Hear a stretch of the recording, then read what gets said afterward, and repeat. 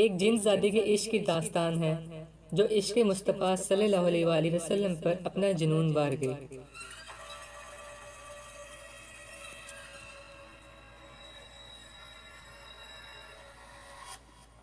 صبح صادق کا وقت تھا جب مولوی صاحب نے اپنی 5 سالہ بیٹی نور السحر کو آواز دی، نور السحر، صادق کا وقت ہو گیا ہے، اس وقت سوتے نہیں بیٹا، اس وقت رب کی تسبیح کا آغاز کرتے ہیں سب جن و انس۔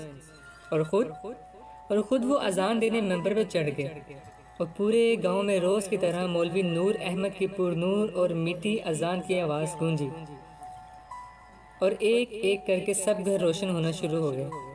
سب کا کہنا تھا کہ 5 وقت اتنی خوبصورت اذان کی صدا انہیں مسجد کی طرف کھینچ لاتی ہے، کوئی چاہ کر بھی منہ نہیں موڑ سکتا، کوئی کافر بھی ہو تو مسلمان ہو جائے، اس خوبصورت آواز کا دیوانہ ہو جائے۔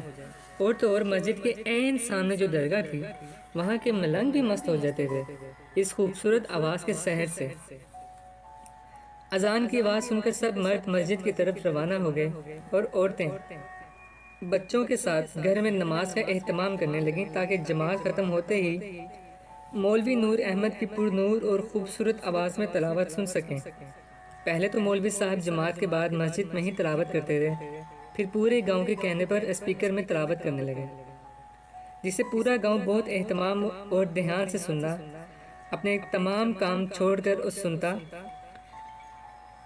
اتنی خوبصورت آواز کہ جس میں حب رسول صلی اللہ علیہ وآلہ وسلم اور رب کی عقیدت اور محبت، احترام اور عشق مصطفیٰ صلی اللہ علیہ وآلہ وسلم کوٹ کوٹ کر بھرا ہوا تھا۔ مولوی نور احمد ایک عرصہ سے گاؤں کی مسجد کی امامت کر رہے تھے۔ سب نے انہیں درگاہ کے سامنے موجود یہ مسجد بالکل کھنڈر ہو چکی تھی۔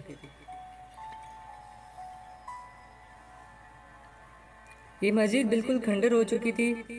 مولوی نور احمد نے اس مسجد کو دوبارہ آباد کیا۔ مولوی صاحب مسجد کے تمام اخراجات خود ہی اٹھاتے تھے۔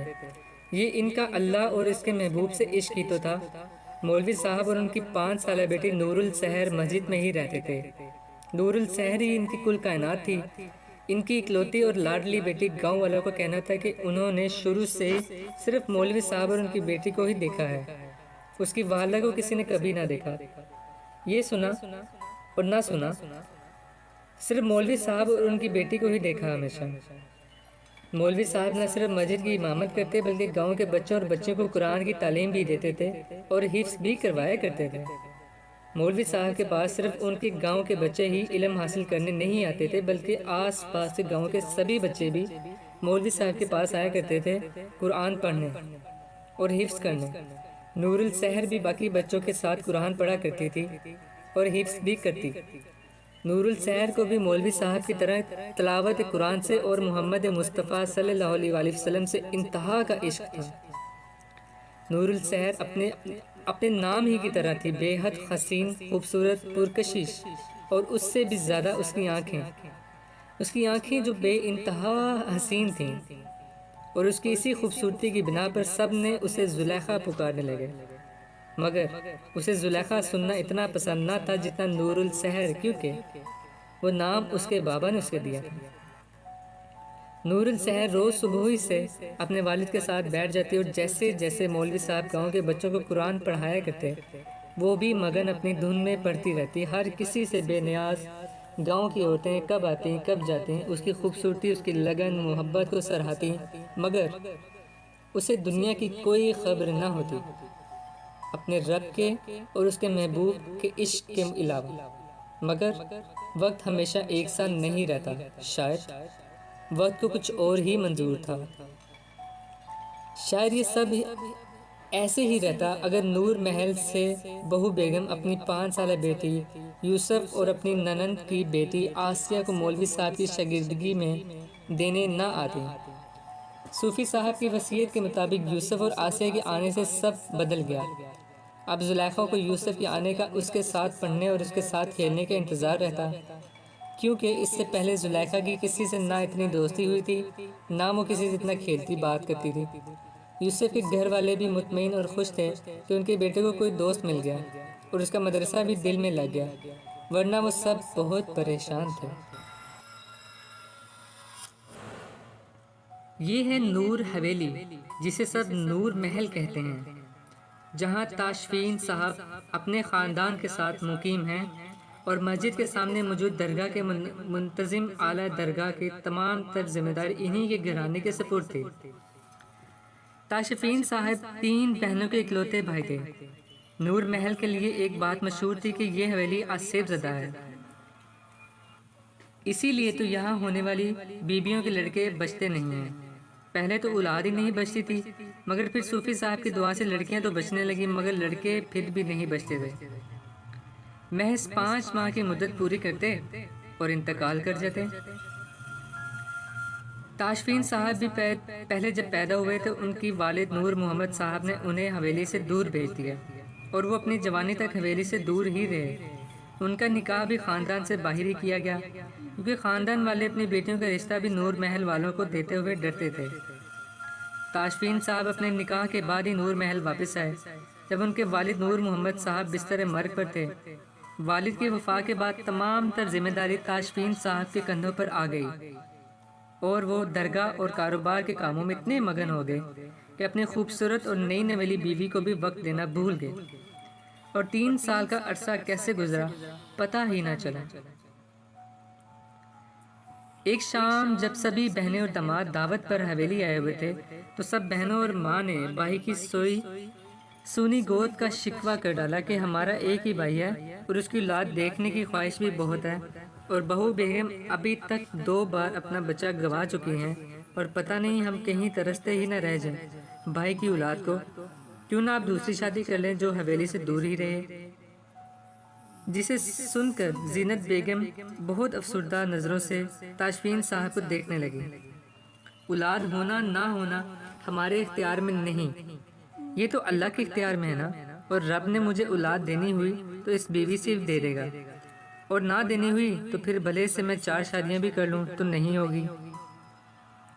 تاشفین صاحب نے ایک لفظ چبا کر بولا، جسے سن کر سب ہی سمجھ گئے کہ تاشفین کو بات ناگوار گزری ہے، اور سب خاموشی سے کھانا کھانے لگے۔ چند روز بعد نصرت بی بی تاشفین صاحب کی والدہ نے دوبارہ سے تاشفین سے ذکر کیا اولاد کا، کہ اپنی زندگی میں کیا میرا اتنا بھی حق نہیں بیٹے کہ اولاد دیکھ سکوں؟ تاشفین صاحب ماں کی بات سن کر بولے، علاج چل تو رہا ہے ماں، جب اللہ جلد آپ کو خوش خبری دے گا انشاءاللہ۔ بے شک بیٹا بے شک، مگر دعا کے ساتھ دعا بھی بہت اثر کرتی ہے، تو بہو کو لے کر درگاہ کیوں نہیں جاتے؟ صوفی صاحب کی دعا میں بہت اثر ہے، ولی اللہ کی دعاؤں میں بہت اثر ہوتا ہے، یہ ہم سے زیادہ رب کی عبادت گزار ہوتے ہیں۔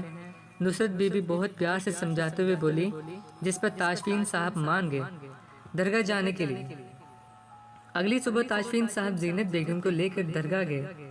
صوفی صاحب اپنے آستانے میں تھے، انہوں نے بہو بیگم اور تاشفین صاحب کو آستانہ میں ہی بلا لیا، اس سے پہلے کہ وہ کچھ بتاتے۔ صوفی صاحب دونوں سے مخاطب ہوئے، ہم انسان بھی کتنے بے صبرے ہوتے ہیں، ہمیں صبر ہی نہیں آتا، جو ہوتا ہے اس پر خوش نہیں ہوتے، جو نہیں ہوتا ہے اس پر روتے رہتے ہیں، ساری زندگی خوشی کو خود دھکیلتے رہتے ہیں اور اسی کی تلاش میں بھی رہتے ہیں۔ جس رب نے بنا مانگے ہمیں اپنے محبوب صلی اللہ علیہ وآلہ وسلم کا امتی بنایا، ہم پر اتنی بڑی عنایت کی، تو وہ ہمارے مانگنے پر ہمیں کیوں کچھ نہیں دے گا؟ بس دیر سویر ہو جاتی ہے، مگر وہ سب کو نوازتا ہے۔ ویسے ہی وہ تمہیں بھی اولاد کی نعمت سے نوازے گا ان قریب، بس اس کی رحمت سے نا امید مت ہو۔ اور ایسا ہی ہوا۔ چند روز بعد اللہ نے زینت بیگم کو کائنات کی سب سے بڑی خوشی دے دی، اور وہ امید سے ہو گئی۔ وقت کس طرح گزرا پتہ ہی نہ چلا، ساری حویلی خوشیوں سے جھوم اٹھی جب اللہ نے تاشفین صاحب کی گھر اپنی رحمت اتاری۔ صوفی صاحب کو بلایا گیا، انہوں نے ننھی پری کے کان میں اذان دی اور اس کا نام کمل رکھا، اور ساتھ ہی صوفی صاحب نے زینت بیگم کو دعا دی ایک نیک سیرت بیٹے کی، اور ساتھ ہی وعدہ لیا کہ اگر ان کی دعا پوری ہوئی تو اس کا نام یوسف رکھیں گے، اور اسے حافظ قرآن بنائیں گے، اور اسے باقاعدگی سے درگاہ کی خدمت کے لیے بھیجا کریں گے۔ کمل کی پیدائش کے بعد وقت گزرا اور کمل 3 سال کی ہوئی تو تو زینت بیگم کو اللہ پاک نے صوفی صاحب کی دعا کے مطابق ایک خوبصورت بیٹا عطا کر دیا جس کا نام انہوں نے یوسف ہی رکھا، اور تاشفین صاحب اسے درگاہ لے کر گئے جہاں صوفی صاحب نے یوسف کو گٹھی دی اور اس کے لیے دعا کی۔ صوفی صاحب اپنے علم سے سمجھ گئے تھے کہ یہ بچہ اپنی زندگی میں بہت مشکل اتار چڑھاؤ دیکھے گا، بس اتنا کہہ سکے کہ اللہ اسے ثابت قدم رکھے اور اپنی زندگی کی سبھی مشکل وقت جھیلنے کی طاقت دے۔ اگر زندگی نے وفا کی تو ہم ضرور اس کی مشکلات میں اس کی مدد کریں گے۔ جب تاشفین صاحب نے کچھ پوچھنا چاہا تو صوفی صاحب نے صرف اتنا ہی جواب دیا، ہم اس سے زیادہ کچھ نہیں بتا سکتے۔ اور کچھ عرصہ بعد جب یوسف محض 3 سال کا تھا، صوفی صاحب وفات پا گئے اور تمام راز بھی اپنے ساتھ ہی لے گئے۔ یوسف کی والدہ اور گھر والے یوسف کے لیے بہت محتاط رہتے اور اس کے نام پر ہر جمعرات درگاہ پر غریبوں کو کھانا کھلانے کا اہتمام بھی کرتے۔ جب یوسف 5 سال کا ہوا تو زینت بیگم اور تاشفین صاحب کو صوفی صاحب کا لیا ہوا وعدہ یاد آ گیا، اور اسی وعدے کے پیش نظر وہ یوسف کو مولوی نور محمد کے پاس لائیں اور ساتھ آسیہ کو بھی لے کر آئیں۔ آسیہ ان کی ننند اور یوسف کی پھپھو کی بیٹی تھی۔ آسیہ کی ماں ہاجرہ بیگم اپنے شوہر کو لے کر نور محل میں ہی رہنے آئی ہوئی تھیں، کیونکہ ان کی اور ان کے سسرال والوں سے بنتی نہ تھی، اس لیے وہ نور محل آ گئی تھیں۔ یہاں زینت بیگم کی نظر نور السحر پر پڑی اور وہ اس کے حسن، اس کی سحر انگیز آنکھوں سے متاثر ہوئے بغیر نہ رہ سکیں، اور اس سے بھی زیادہ اس کی تلاوت اور آواز کی مٹھاس سے متاثر ہوئی۔ وہ مولوی صاحب سے خاص تاکید کر رہی تھی کہ ان کے بیٹے یوسف اور ننند کی بیٹی آسیہ کو بھی اتنی ہی میٹھی تلاوت سکھائیں جیسی وہ اور زلیخا کرتے ہیں۔ زینت بیگم کے منہ سے زلیخا سن کر نور السحر نے ان کو فوراً ٹوکا کہ اس کے بابا نے اس کا نام نور السحر رکھا ہے، اس لیے اسے نور السحر سننا زیادہ پسند ہے، جس وہ مسکرا دیں اور اس کی پیشانی چوم لی۔ یوسف اپنے نام کی طرح بہت ہی حسین اور پرکشش تھا اور نہایت ہی بادب مہذب بچہ تھا۔ جلد یوسف زلیخا اور آسیہ کے درمیان بہت اچھی دوستی ہو گئی۔ یوسف نور السحر کو زلیخا کہہ کر ہی پکارتا اور نور السحر اسے شہزادے کہہ کر ہی پکارا کرتی تھی۔ یوسف اکثر مولوی صاحب کے گھر کھیلنے بھی آتا اور کبھی زلیخا اس کے گھر چلی جاتی۔ یوسف کی شخصیت میں ایک کشش تھی جو زلیخا کو اکثر متاثر کرتی تھی، اور دونوں کو ایک دوسرے کے ساتھ کھیلنا بہت پسند تھا۔ وقت گزرتا گیا اور یوسف، زلیخا اور آسیہ کی دوستی بھی وقت کے ساتھ اور گہری ہوتی گئی، اور نور السحر کو یوسف کا زلیخا کہنا برا بھی نہیں لگتا تھا، بلکہ اسے اب اس نام سے لگاؤ ہو گیا تھا۔ اس کے بابا کے علاوہ سب اسے اب زلیخا ہی پکارتے تھے اور وہ اب ٹوکتی نہ تھی، مگر یوسف کو وہ اپنے علاوہ کسی اور کو شہزادہ پکارنے کی اجازت نہ دیتی تھی۔ ایک بار ایک بچی نے پکارا تو زلیخا نے اسے بہت مارا۔ یوسف جب مدرسے سے گھر جاتا تو راستے میں ایک سفید کبوتر اس کے ساتھ ساتھ رہتا، اور جب وہ گھر پہنچ جاتا تو اس کے گھر کی چھت پر مانو ایسے گھومتا رہتا جیسے یوسف کا طواف کر رہا، اس کا خیال کر رہا ہو۔ اکثر راستہ میں کبھی اس کے کندھے پر بیٹھ جاتا، کبھی اس کے ارد گرد گھومتا رہتا، اور رات کو بھی اکثر کمرے کی کھڑکی سے اس کی پلنگ کے پاس آ جاتا۔ بہت بار تو اس نے یوسف کو بہت سے نقصانات سے بچایا۔